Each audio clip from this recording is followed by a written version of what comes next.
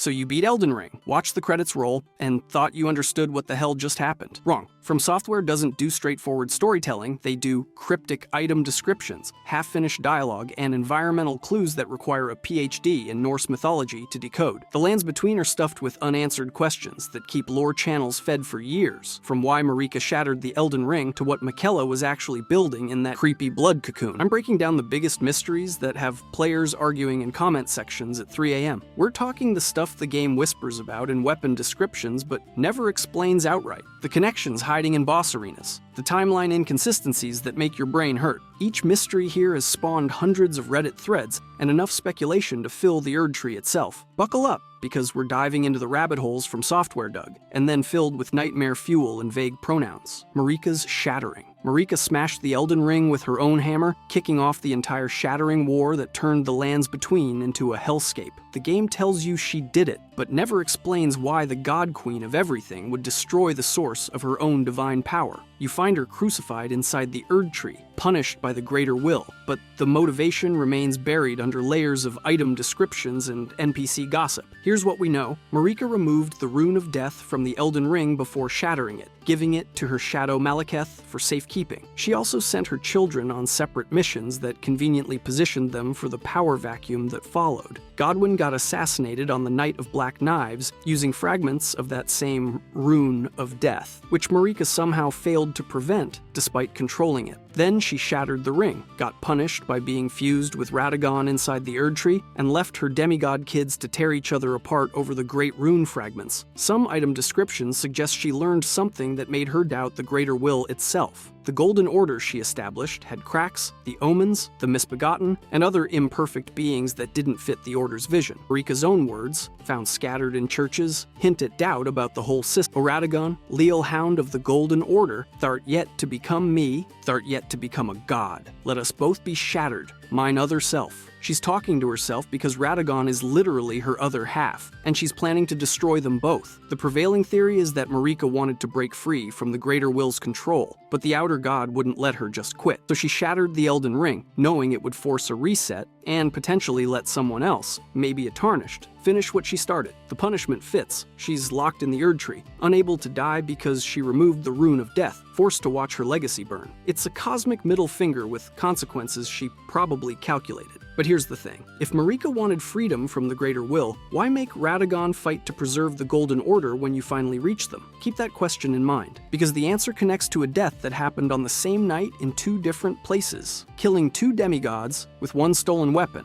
and somebody planned both murders. Godwyn's death. Godwyn the Golden died on the Night of Black Knives, but he only half died, which is somehow worse than regular death. His soul perished while his body kept living, spreading death-root corruption across the lands between like a divine zombie infection. You find his grotesque corpse, the Prince of Death, buried in deep-root depths beneath Leyndell, merged with the roots of the Erd Tree, looking like a fishman had a baby with a tree. The game calls this death of the soul, and it broke the natural order so badly that those who live in death became a whole category of undead abominations. The assassins used blades infused with the Rune of Death, which Marika had removed from the Elden Ring and given to Malekith. Someone stole a fragment, forged weapons from it, and coordinated a hit on the only demigod who seemed genuinely decent. Ranni admits she orchestrated the plot to assassinate Godwyn as the ritual sacrifice for killing her own body and escaping her destiny as an Empyrean puppet for the Greater Will. The simultaneous deaths split the curse mark of death between them. Godwyn's soul died while his body lived, and Ranni's body died while her soul lived. What's weird is that Marika's reaction looks suspiciously like she expected it. She immediately shattered the Elden Ring afterward, no hesitation, like Godwyn's death was the final straw, or maybe the signal she was waiting for. Some descriptions suggest she loved Godwyn more than her other kids, calling him the Golden Child, literally and figuratively. His death could have genuinely broken her, or it could have been the excuse she needed to act against the Greater Will. Godwyn's corpse keeps spread. You find Deathroot in catacombs across the map, all connected to his body's corruption. Faya, the deathbed companion, wants to use his body to birth a rune of death-infused mending rune that would restore proper death to the world. She literally cuddles his corpse monster to make this happen, which is peak From Software romance. The implication is that Godwin's half-death state is unnatural, even by Elden Ring standards, a mistake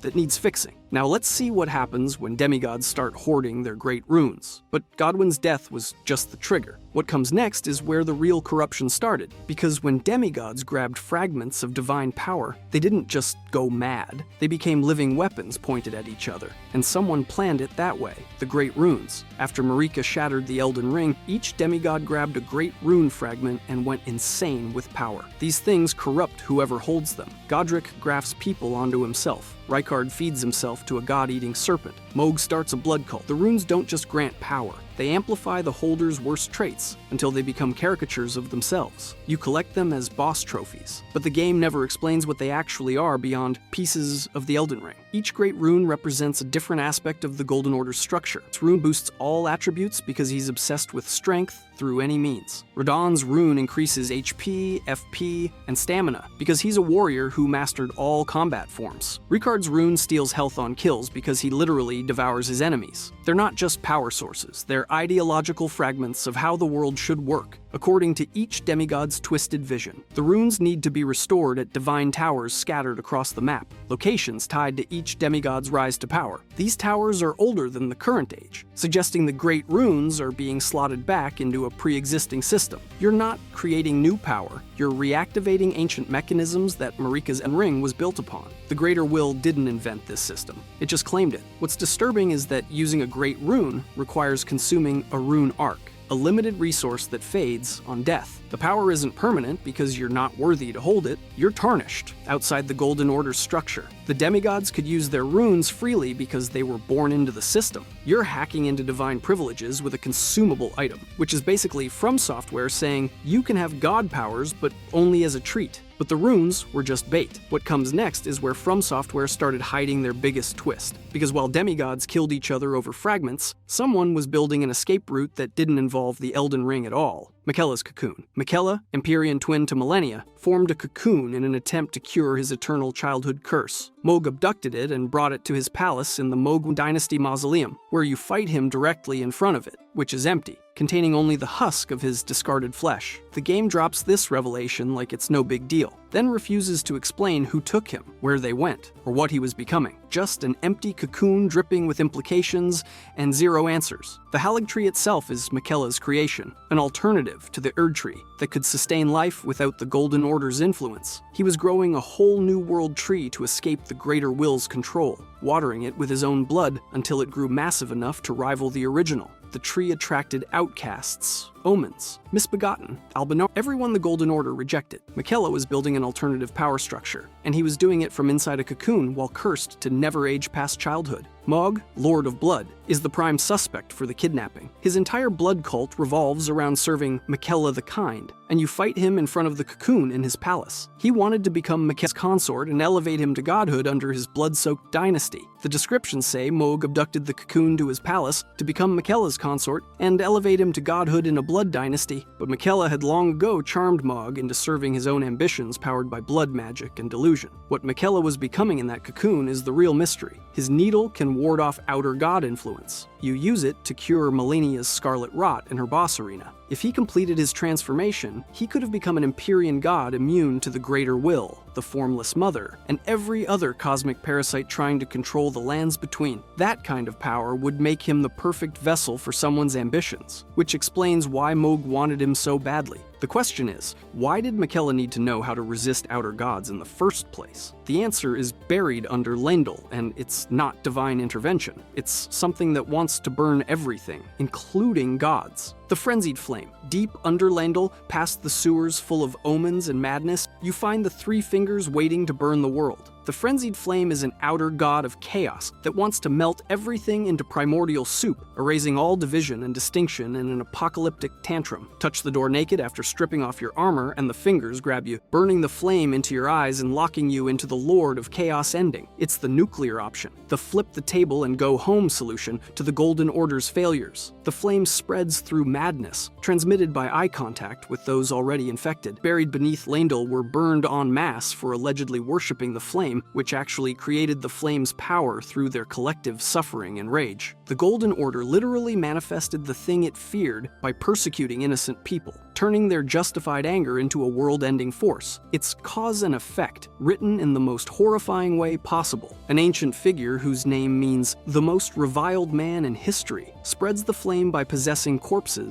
and tricking people into embracing madness. You meet him wearing his body, and he's suspiciously helpful about pointing you toward the three fingers. His whole pitch is that the world is broken beyond repair, so why not burn it all and start over? He makes it sound reasonable, which is how you know it's a trap. The frenzied flame ending has you replacing Marika, but instead of becoming Elden Lord, you become the Lord of Chaos. Melina abandons you, promising to hunt you down and deliver destined death if you go through with it. The world burns. Everyone melts together in golden fire, and presumably, you rule over absolutely nothing because there's nothing left to rule. It's the bad ending unless you're really committed to the nihilism aesthetic. But here's where it gets weird. Melina's threat about destined death only works if she somehow has access to God-killing power, which means she's either connected to the one person who wielded it before, or she is that person wearing a new face. And that changes everything about who's actually guiding you. Melina's identity. Melina appears at the first sight of grace, outside the tutorial cave, offers to be your maiden, and burns herself to ignite the Erd Tree when you reach the Forge of the Giants. She has one sealed eye that opens in the frenzied flame ending, revealing a purple flame that looks suspiciously like the Glowmide Queen's destined death power. The game never confirms who she is, but every detail about her screams important character with a hidden backstory. She claims her mother gave her a purpose inside the Erd Tree, which narrows the list of possible parents to exactly one person,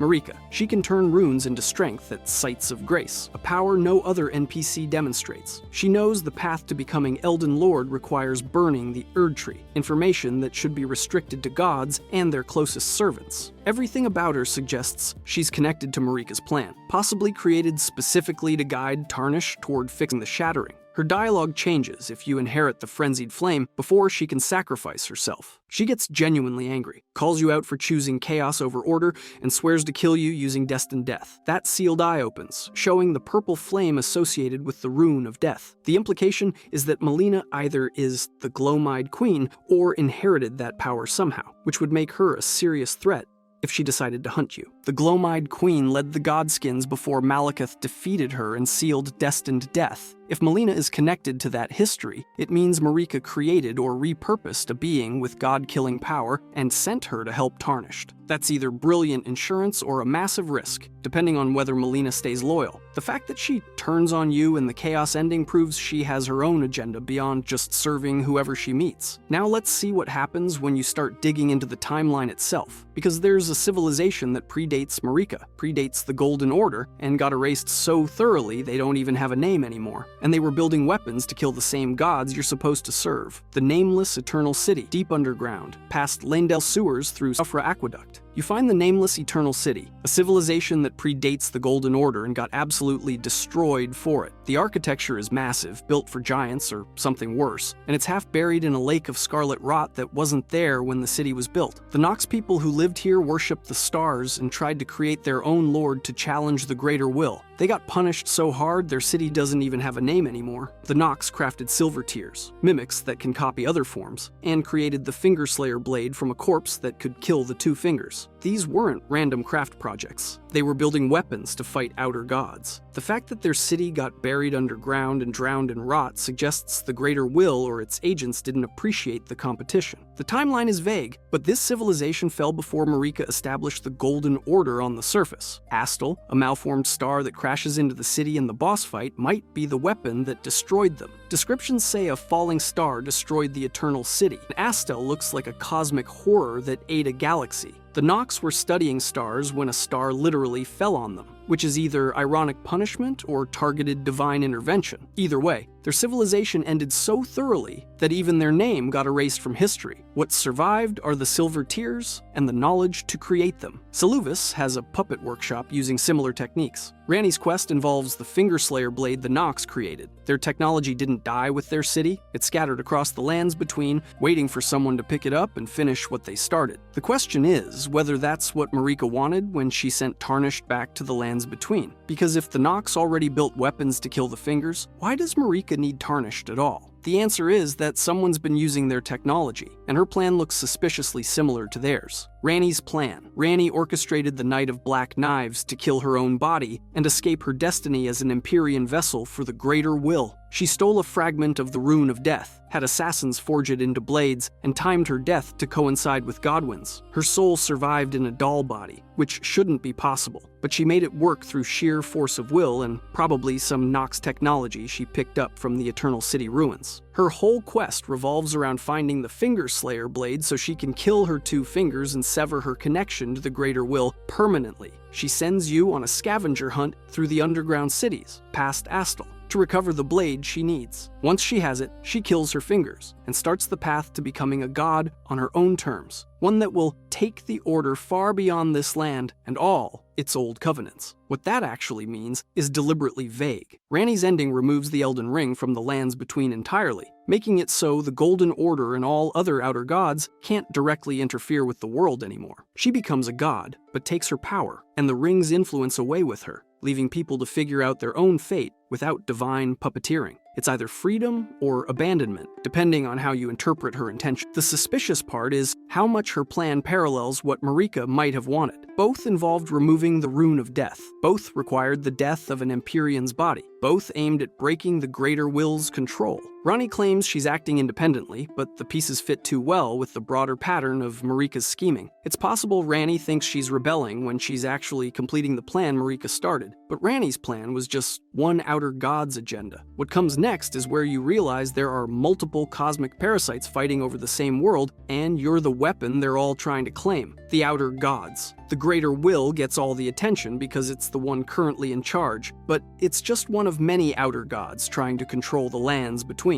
One operates through Empyrean, potential god vessels marked by the two fingers as candidates for divinity. Marika served the Greater Will. Millennia got claimed by the outer god of rot. Mog worships the Formless Mother, an entity of blood and wounds. The Frenzied Flame wants to burn everything. These aren't allies competing for influence. They're parasites fighting over the same host. The Two Fingers and Three Fingers are envoys, not the gods themselves. The Two Fingers act as intermediaries for the Greater Will, selecting Empyreans and guiding the Golden Order's structure. The Three Fingers represent the Frenzied Flame, offering chaos as an alternative to order. Both claim they're helping, but both are really just recruiting tools for cosmic entities that view humans and demigods as disposable pawns. What's interesting is that none of these outer gods can directly enter the lands between. They need vessels. The Elden Ring itself functions as a conduit, a system of rules that an outer god can modify to reshape reality according to their nature. Marika wielded it for the Greater Will. If Millennia had claimed it, the world would have rotted. If Mohg succeeded with Miquella, blood would have ruled. Your job as Tarnished is to pick which cosmic horror gets to run the show next. The Elden Beast, the final boss inside the Earth, is described as a living incarnation of the Elden Ring sent by the Greater Will. It's not a god, it's a tool, a weapon the Greater Will used to establish order in the first place. When you kill, you're not defeating the Greater Will itself, you're destroying its apparatus. The god remains out there, presumably pissed that you broke its favorite toy. The question is, why did the Greater Will need the Elden Ring at all if it's so powerful? Because before Marika, before the Golden Order, there was someone else wielding destined death, and the Greater Will had to defeat her before it could control anything, the Gloam-Eyed Queen. Before Marika established the Golden Order, the Gloam-Eyed Queen led the Godskin Apostles and wielded destined death as a weapon. She could kill gods, which is a pretty significant threat to any outer god trying to establish control. Maliketh defeated her on Marika's orders and sealed the Rune of Death, removing true death from the world and making the gods effectively immortal. She vanished from history, her identity erased so thoroughly that only fragments remain in item descriptions. The Godskins hunt gods and skin them to wear as cloaks, which is horrifying and also tactically sound if your goal is to steal divine power. Their weapons scale with dexterity and faith, and they inflict black flame, a fire that scales with the target's maximum health. This is anti-god technology, specifically designed to kill things that shouldn't be killable. The fact that these guys are still around, hunting in pairs across the lands between, suggests the Glowmide Queen's influence didn't completely die with her defeat. Some descriptions suggest the Queen was an Empyrean chosen by the Fingers, which would make her a former candidate for godhood who went rogue. If true, she represents what happens when an Empyrean rejects the Outer God's plans and starts weaponizing the very power they were supposed to channel. That would explain why Malekith went after her so aggressively. She was an existential threat to the entire divine hierarchy. Melina's connection to destined death and the purple flame in her sealed eye suggests she might be the queen, or a fragment of her, or a successor created from what remained after Malekith's victory. If Marika created Melina from the queen's remnants, it would explain why she's helping Tarnished burn the Erd Tree. She's literally a weapon forged from god-killing power, pointed at the Golden Order itself. Now let's see what happened when Marika started experimenting with her own nature. Because the fusion of Marika and Radagon isn't just biology, it's a punishment for the worst betrayal in the game's history. Marika and Radagon. Marika and Radagon are the same person, which the game reveals casually in the final boss arena, like it's not the most important lore bomb in the entire story. They share a body, but they have different personalities, different goals, and apparently different hair colors. Radagon is a zealot who serves the Golden Order absolutely. Marika is the schemer who shattered the Elden Ring. They're both trapped inside the Erd Tree, fused together, punished by the greater will for Marika's rebellion. The timeline of their split merge is deliberately confusing. Radagon married Renata, had 3 kids, then left her to marry Marika after Godfrey got exiled. Except Radagon was always Marika, which means Marika was married to herself while also married to Godfrey. The kids from both marriages are half-siblings, and also genetic clones in weird ways because their parents are the same divine entity wearing different faces. Marika's ability to split herself suggests Empyreans can manipulate their physical forms in ways normal beings can't. She might have created Radagon as a tool, a loyal servant who could act independently while she pursued her own plans. Or Radagon could be the part of her that genuinely believed in the Golden Order, split off so she could rebel while he remained faithful. Either way, their reunion inside the Erd Tree is a punishment. They're forced back together, unable to act independently, locked in divine stalemate. When you fight them, Radagon defends the ring while Marika's voice in the environment occasionally helps you, telling you where to go and what to do. They're at war with each other inside the same body, and you're the tiebreaker. Killing them doesn't solve the personality split, it just removes the vessel so you can access the Elden Ring directly. The question of whether they were always one person or became one through divine bullshit remains unanswered, but that fusion was just the punishment. What comes next is where you realize the entire world doesn't make sense, and it's not bad game design. It's because the lands between is literally multiple realities stitched together by something that broke the rules of space itself. The lands between's geography. The world of Elden Ring doesn't make physical sense. You've got snow-covered mountains directly adjacent to desert wastelands, a lake of rot underground that's somehow feeding a massive tree above it, and entire regions that seem copied and pasted from different continents. The lands between feel like a patchwork of different worlds, stitched together by something that didn't care about climate zones or geological consistency. Farum Azula floats in a storm outside time, crumbling but never fully collapsing. You reach it through a tornado after burning the Erd Tree, which is not how geography works. The city exists in multiple states at once, ruined in the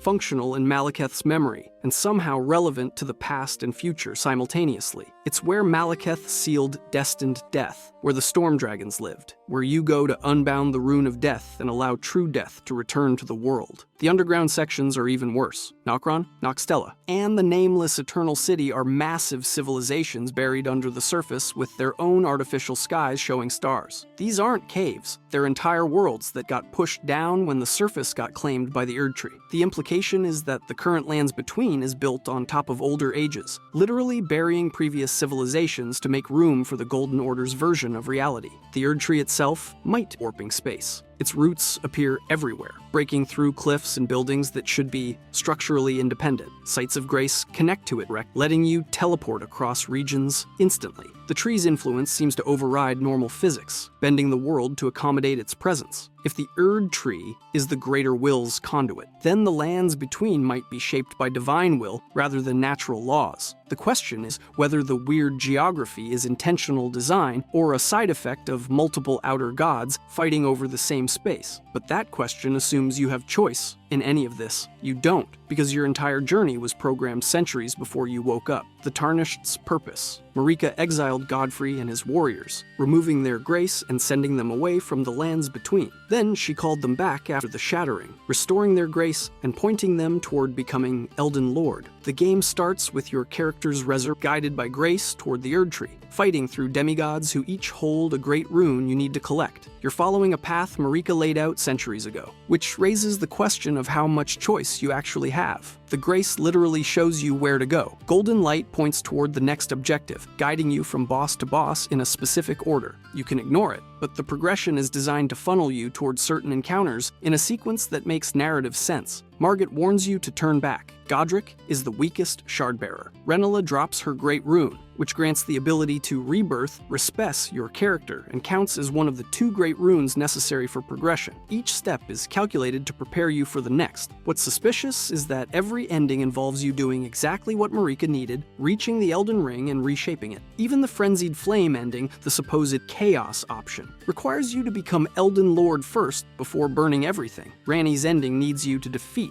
the Elden Beast. The Age of Stars, Duskborn, Order, Despair, they all require you to claim the throne and wield the ring. You're not rebelling against Marika's plan, you're completing it with different flavor text. The only characters who seem aware of this are Ranni, who deliberately creates an alternative, and Melina, who knows the script well enough to get angry when you deviate. Everyone else, Gideon, Nephilim, the other Tarnished, they're all following the Golden Trail without questioning where it leads. The grace guides you like a GPS toward godhood, and nobody asks who programmed the route. Now let's see what happens when you start paying attention to who benefits from your success. There's one character who knows everything you're going to do before you do it, and when he finally tries to stop you, his reasoning suggests the entire quest is a trap. Gideon Ofnir's knowledge. Gideon, the all-knowing, has information about every demigod, every region, every questline you can pursue. He updates his knowledge as you progress, learning about bosses you've fought and areas you've explored. The game presents him as a helpful NPC giving you intel, but his knowledge is impossible, unless he's either spying on you or receiving reports from someone who is. When you finally reach the Erd Tree, he tries to stop you, claiming Queen Marika wants the Tarnished to struggle forever, never actually succeeding. His boss fight is a joke compared to the demigods, but his dialogue reveals something important. He learned the truth about Marika's intentions, and decided becoming Elden Lord is impossible.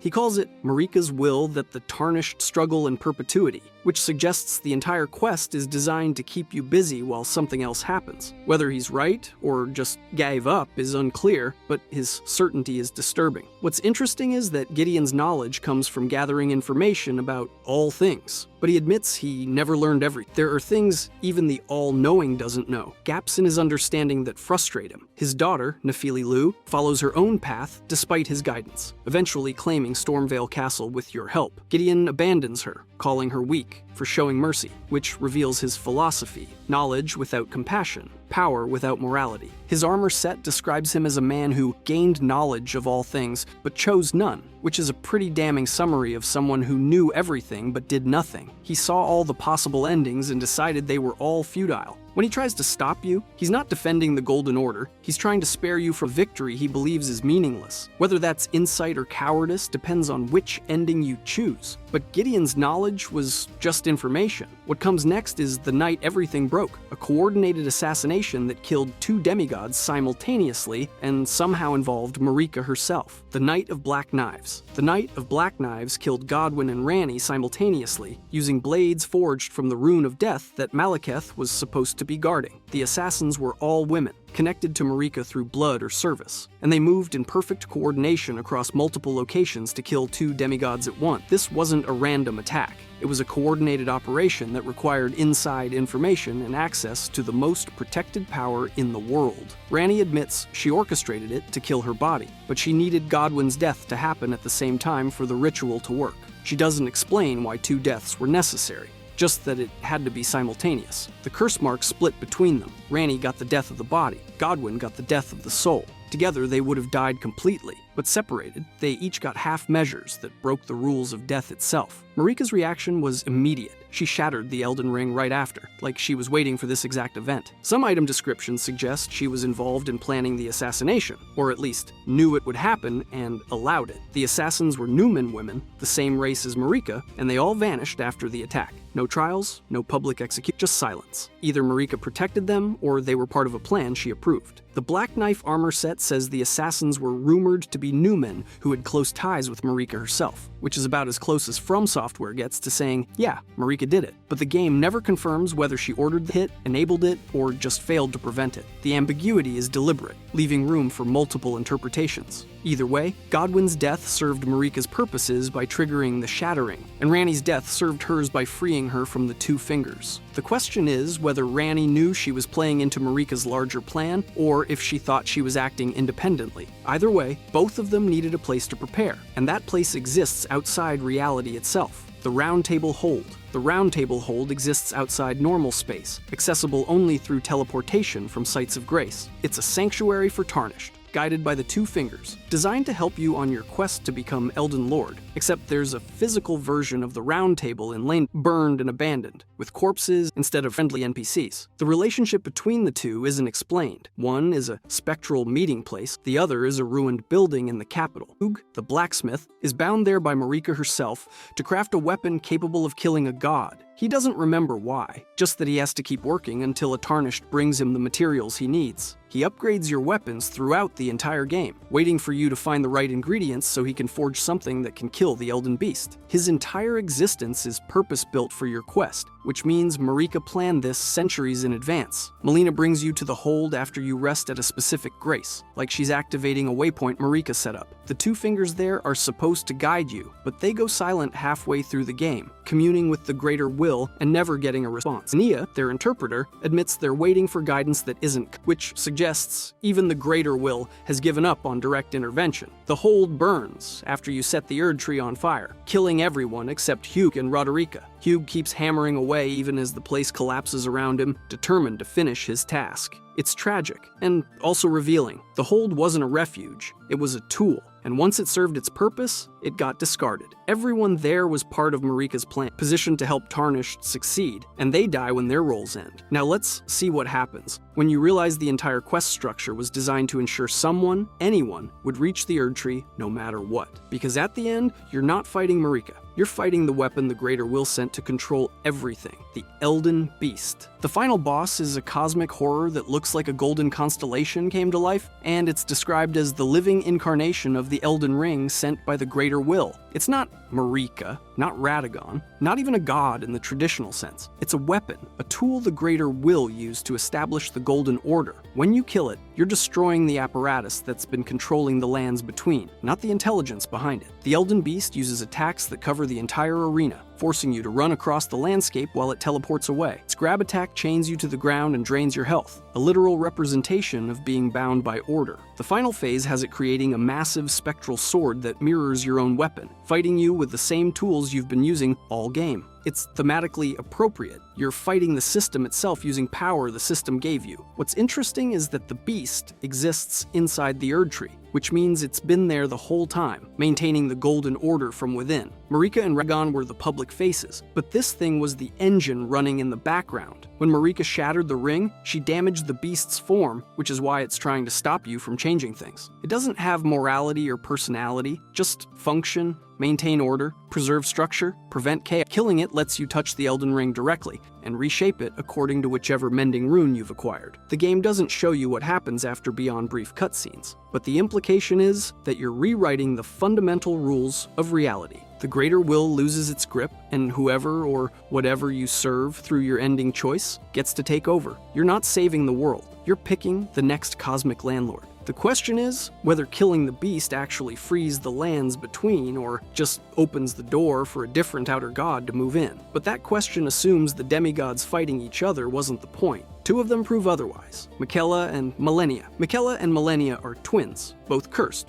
both Empyreans, both trying to solve problems the Golden Order created. Miquella is eternally a child, unable to grow despite his godlike intelligence and power. Malenia is rotting from the inside out, her body consumed by the outer god of rot she's been fighting her whole life. They're each other's closest allies, bound by shared suffering and mutual dependence. Malenia's loyalty to Miquella drives every decision she makes, from her undefeated warrior reputation to her patience waiting at the Halig Tree for his return. The game tells you Malenia has never known defeat.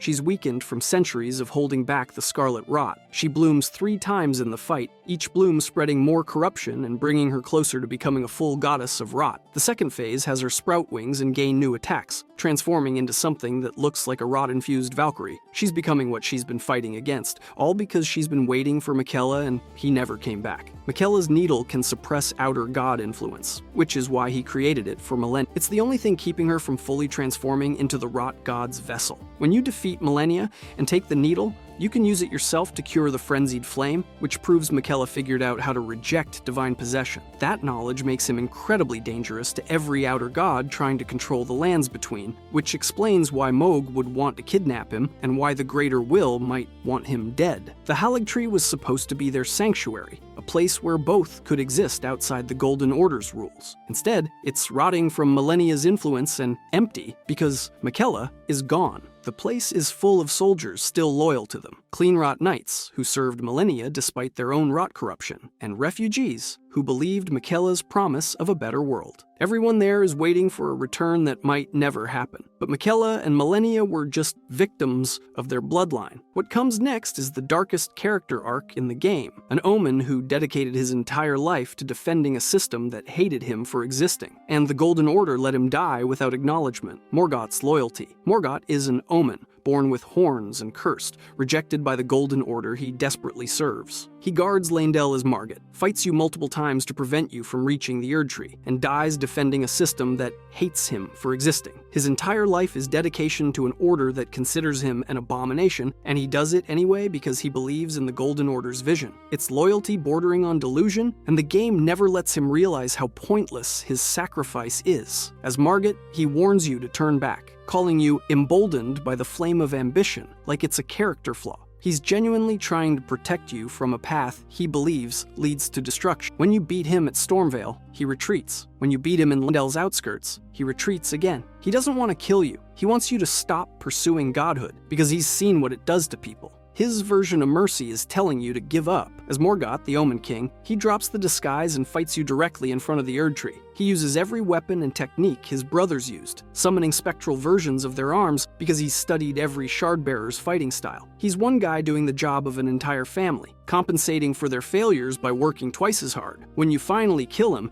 his last words are about how the Erdtree rejects him anyway, refusing to let even him enter despite everything he sacrificed. The game rubs salt in the wound by having his corpse lie in front of the Erdtree while you go deal with the fire giant, and when you return, his body is still there, discarded and ignored. Nobody mourns him. Nobody claims his great rune matters except for gameplay reasons. He died defending an order that never valued him, and the world moves on without acknowledging his existence. It's one of the darkest character arcs in the game, and it happens entirely in the background unless you pay attention to his dialogue. Now let's see what happens when you realize omens were created by the Golden Order's rejection of anything imperfect. As one man decided to weaponize that rejection by cursing everyone, making the entire world as impure as the system claimed omens were. The Dung Eater. The loathsome Dung Eater is a serial killer who defiles corpses so thoroughly that their souls can never return to the Erdtree. He curses people with omen, spreading the very affliction the Golden Order rejects. His goal is to curse everyone, every soul, so that all future children are born omens, and the Golden Order's vision of perfection becomes impossible. It's biological terrorism, aimed at destroying the system by making everyone impure. His questline involves him seeking seedbed curses, which grow from corpses he's defiled. He needs them to create a mending rune that will curse the Elden Ring itself, spreading his curse across all life forever. If you help him, you get the Blessing of Despair ending, which makes everyone omen and dooms all future generations to the same rejection and suffering. It's the Spite ending, pure nihilistic revenge against the Golden Order. What makes him interesting is that he's honest about his intentions. He tells you exactly what he's doing and why. No deception, no hidden agenda. He wants to curse the world because the world already cursed people like the Golden Elden Order created omens through its rules about what constitutes perfection, then rejected those omens for existing. The Dung Eater is just taking that rejection to its logical conclusion. If everyone is cursed, then curses lose their power to exclude. His puppet version, if you give him to Selûvus, is one of the strongest summons in the game. Even as a magical slave, he's powerful enough to solo most bosses. The game rewards you for treating a mass murderer as a tool, which is peak From Software moral ambiguity. You're not punished for helping him or stopping him, the choice is entirely yours, and both options have mechanical benefits. But the Dung Eater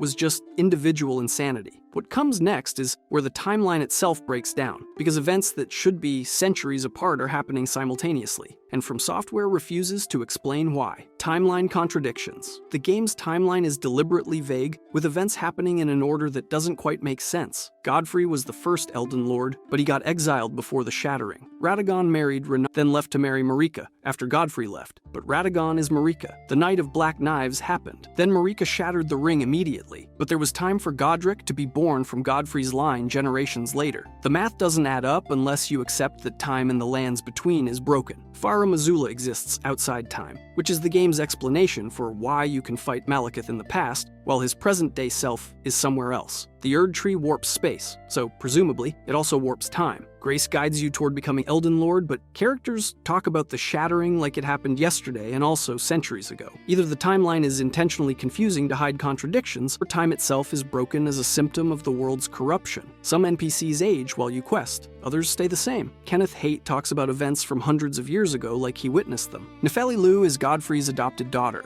but Godfrey is the ancient first Elden Lord who got exiled generations back. The game never explains how characters from different eras are alive at the same time, or whether resurrection from grace changes the rules. You're tarnished, meaning you died and came back. But how long were you dead? The contradictions might be intentional, forcing players to piece together a timeline from unreliable sources. Or From Software just didn't care about consistency because they wanted thematic resonance over chronological accuracy. Either way, trying to build a definitive timeline from Elden Ring's lore is an exercise in frustration, and that might be the point. History is written by the victors, and in a world where gods can be rewritten, maybe history itself is just another weapon. If you enjoyed this video and want to see every dragon in Elden Ring explained, click the video on the screen.